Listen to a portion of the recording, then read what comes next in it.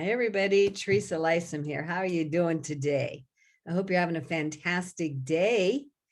And thank you for joining me on Thoughtful Thursday, where I get to ruminate and just share what I picked up over my week or in my readings or my podcasts or whatever, wherever I gather my information, because I am an information gatherer. I love learning. I love finding and learning and getting information in to me. Some of my strengths, if you've ever done the Strength Finders assessment, is input is one of them, and learner. So I have two really high information collecting and gathering strengths out of my top 5. So, whatever that's worth, but it does make sense to me. I just love, love, love. Sometimes I'm like a sponge, but then I have to figure out what to do with all that information. So this is a format that I get to share it with you. And hopefully you find whatever I bring to the table every Thursday interesting, thought-provoking, something for you to consider or enlighten you or bring you a new perspective on life. So I hope that is working out at your end, because I'm enjoying it at my end. So today I thought I would talk about asking good questions. This is something I'm trying to do in my own daily life. Sometimes I'm really good at it, and other times I forget all about doing it.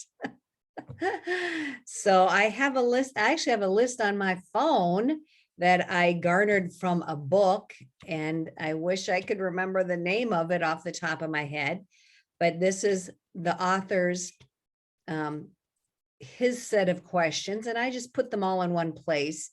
There's a few that I really, really like and I've used in the past. And I actually have one of my daughters is undergoing a stressful situation right now. And so I'm trying to help her use some good questions to help her keep her mind focused and up out of the negative fear-based energy. So let's see what I have here. What's right about this that I'm not getting? That's a good one. What would it take to change this? What would it take to change this? If you're finding yourself in the midst of something uncomfortable or frustrating, just ask, what would it take to change this situation for the better? And what else is possible here? What else is possible? Instead of focusing on the problem, hopefully these questions allows us to focus on the solution. What would it take for this to turn out even better than I could have imagined? I've been using that a lot lately. What would it take for this to turn out even better than I could imagine? What would it take for more of this to show up? So to me, if you're in the midst of something awesome and fabulous and fun and making you happy or helping you generate happiness, then you want more of that. So what would it take to have more of this show up in my life? Let's see.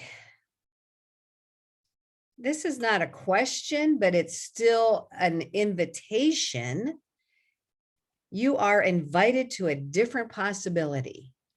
So that ties in with, what else is possible here? I'm open to new possibilities, to different possibilities within this situation. I just love these questions. And here's a good one for self-care.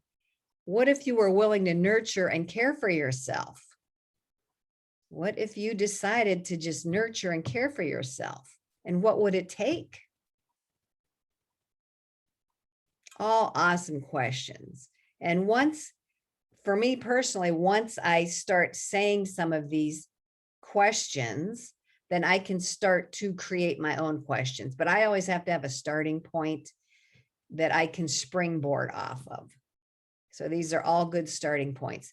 Even just if there's one that you resonate with, grab onto that one, write it down, keep referring back to it. That's what I've done.